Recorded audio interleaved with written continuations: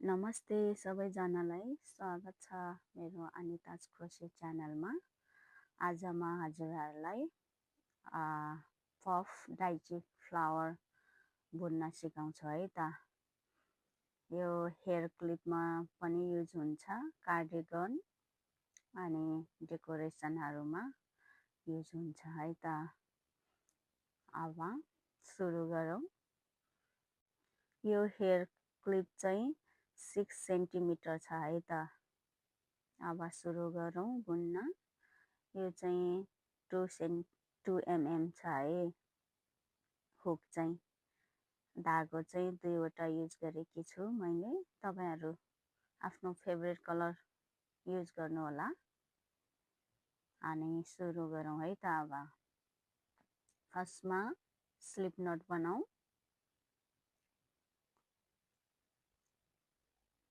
त्यसपछि क्लिपमा एट्याच गरौँ।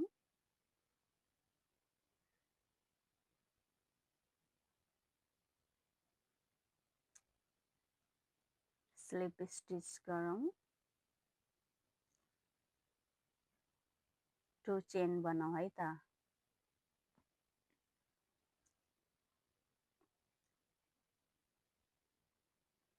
अनि उतापट्टिको उसमा एट्याच गरिदिउँ।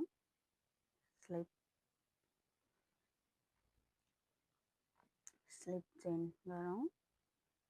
त्यसपछि पुरै सिंगल क्रोशे गरौँ है। Single crochet.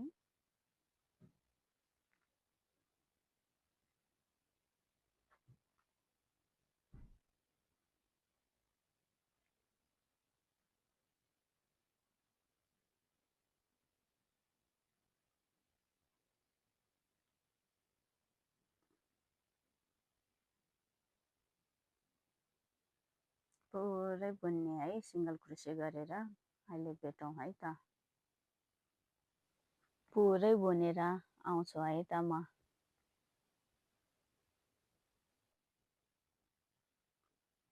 ल है मैले पुरै सिंगल क्रोशे गरेँ। अब 2 चेन गरौँ। त्यसपछि उता एट्याच गरौँ। स्लिप स्टिच गरौँ।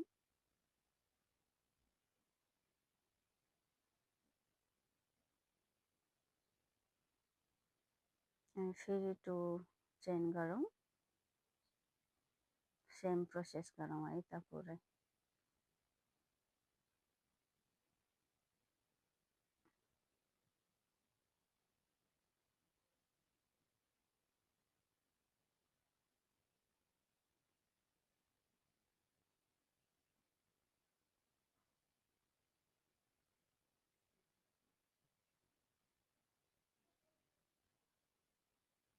वन चेन, 2 चेन अनि स्लिप स्टिच अनि 1 चाहिँ स्किप गरेर स्लिप स्टिच गर्ने है। 1 चेन स्किप गरेर फेरि 1 2 1 स्किप गर्ने अनि पुरै बुनेपछि यस्तो देखिन्छ है त। अब म क्लोज गर्छु। 1 2 अनि स्लिप स्टिच गरेर क्लोज गरिदिन्छु है त।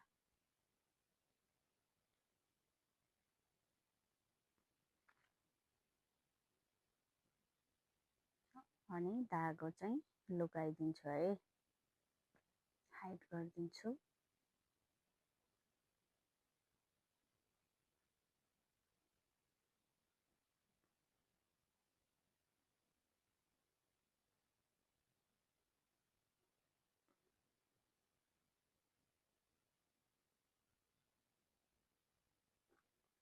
अब त्यो फ्लावर बुन्न सिकाउँछु है त म। ग्लुले टाँच्नुपर्छ। ल है त आउनु। मैले पिङ्क धागो युज गरेकी छु। ल फर्स्टमा म्याजिक रिङ स्लिप नट। अब सिंगल क्रोसे गर्ने है त 1 2 10 टाइम गर्ने है 3 4 5 6 7 8 9 10 अनि म्याजिक रिङ तान्नु, बिस्तारै तान्नु, टाइट गर्नु है, टाइट गर्ने। अब एट्याच गर्ने है, स्लिप स्टिच गर्ने।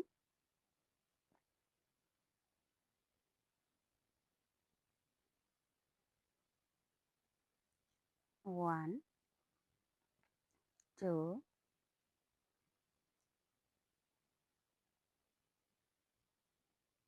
3 धागो लिने अनि सेम स्टेजमा डबल क्रोसे गर्ने है, 2 लुप एकैचोटि लिने, त्यसपछि फेरि त्यही सेम स्टेजमा धागो लिने, फेरि 2 लुप चाहिँ लिने, बाँकी भयो 3 वटा छ है अहिले हुकमा। फेरि यार्न ओभर गर्ने नेक्स्ट चेनमा है, नेक्स्ट चेनमा लिने 3 चोटि है, एकचोटि 1 टाइम लियो, 2 लुप उ गरेर फेरि 2 टाइम 2 लुप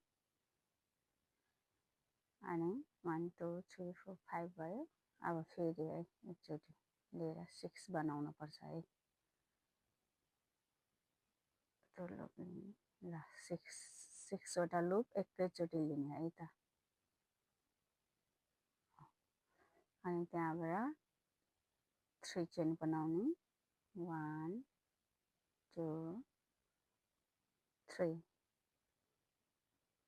अनि सेम स्टिचमा स्लिप स्टिच गरिदिने अनि फेरि 3 चेन बनाउने है, 1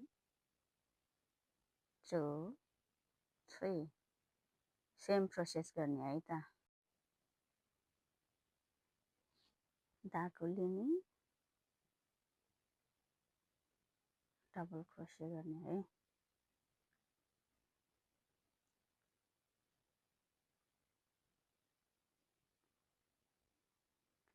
धागो लिने, सेम स्टिचमा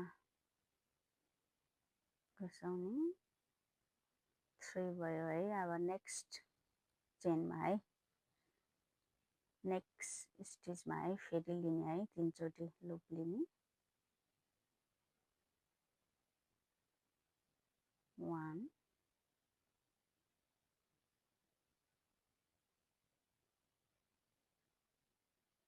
2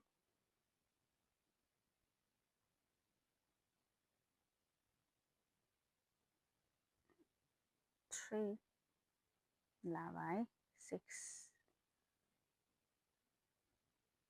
लाई एकैचोटि लुपमा लिने, 1 2 3 चेन बनाएर उता एट्याच गरिदिने है, सेम स्टिचमा एट्याच गरिदिने, फेरि 3 चेन बनाउने, 1 2 3 चेन बनाएर नेक्स्ट स्टिचमा घुसाउने हुक, फेरि सेम प्रोसेस बनाउनु, 5 पिस फुल सेम प्रोसेसमा बनाउनु है, यसरी नै। यदि तपाईहरु भर्खर सिक्दै हुनुहुन्छ भने प्र्याक्टिस गरेको गरे गर्नु होला है।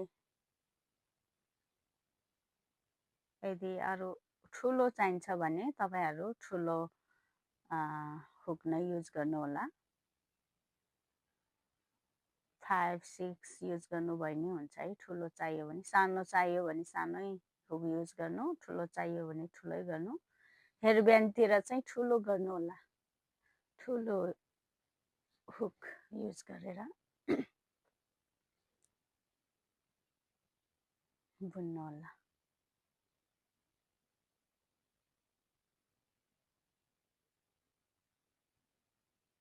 ल है सबै सेम प्रोसेसले गर्नु।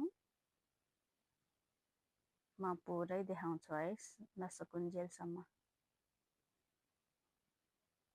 तपाईँहरू राम्रोसँग ध्यान दिएर हेर्नु होला।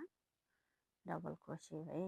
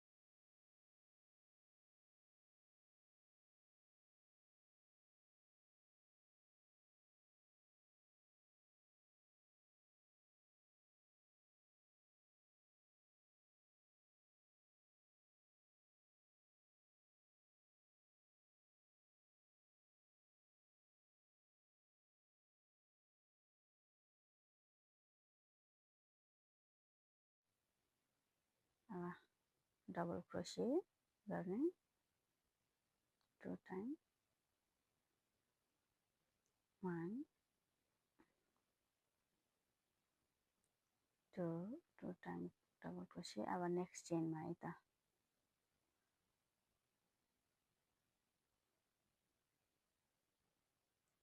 1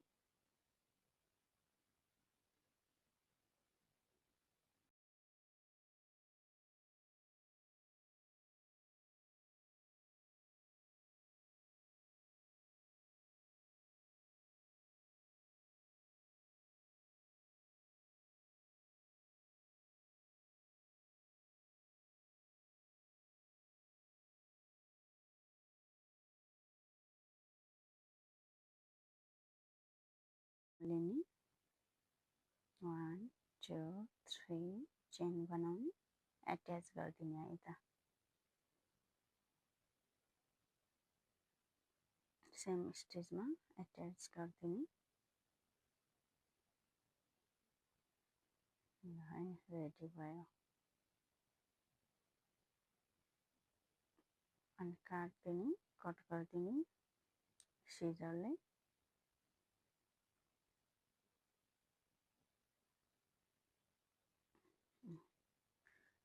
अनि अलि बलियो हुनको लागि टाइट गरिदिने है, गाँठो पारिदिने।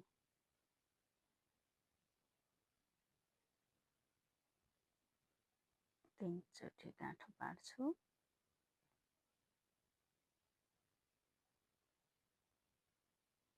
अनि सिजरले कट गरिदिने।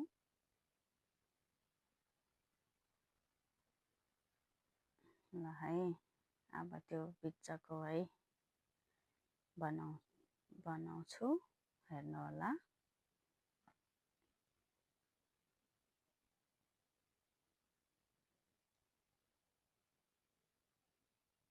पहिला स्लिप नट बनाउने, त्यसपछि 1 2 3 4 चेन बनाउने, यान ओभर धागो लिने।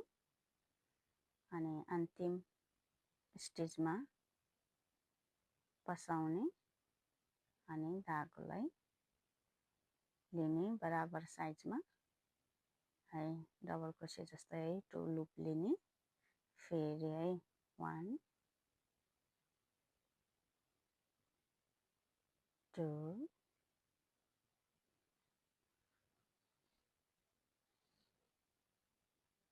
बराबर साइजमा तान्नु होला है। 3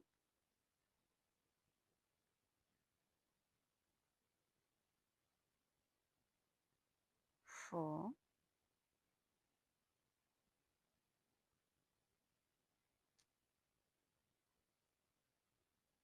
5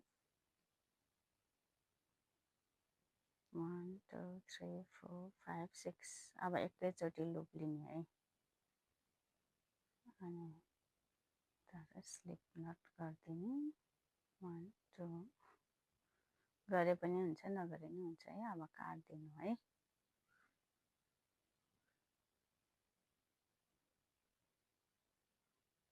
तपाईहरुले चाहिँ एकचोटि मात्रै गर्नुभयो हुन्छ चेन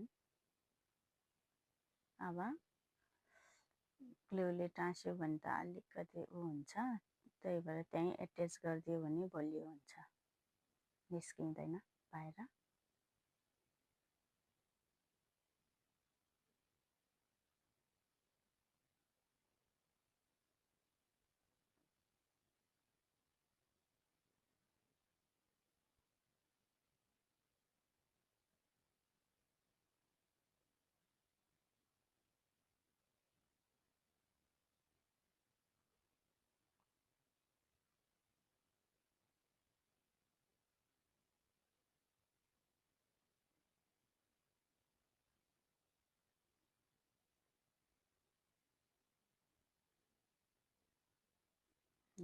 गाँठो पारिदिन्छु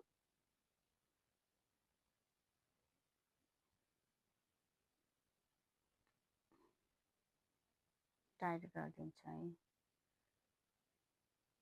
2-3 चोटि गाँठो पारेर कट गरिदिन्छु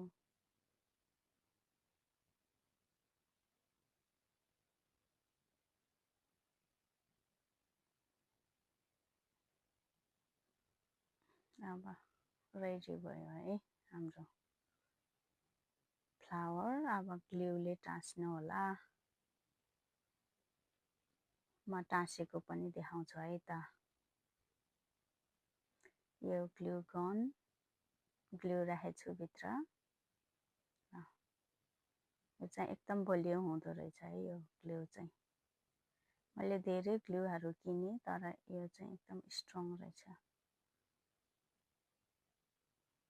है त रेडी भयो अनि आफ्नो बेबीहरु ड्रेससँग म्याच गरेर लगाइदिन राम्रो देखिन्छ है यतिसम्म हेरेर साथ दिनुभयो मन परे लाइक कमेन्ट सेयर पनि गरिदिनु होला बाई थ्याङ्क यू भोलि भेटौँला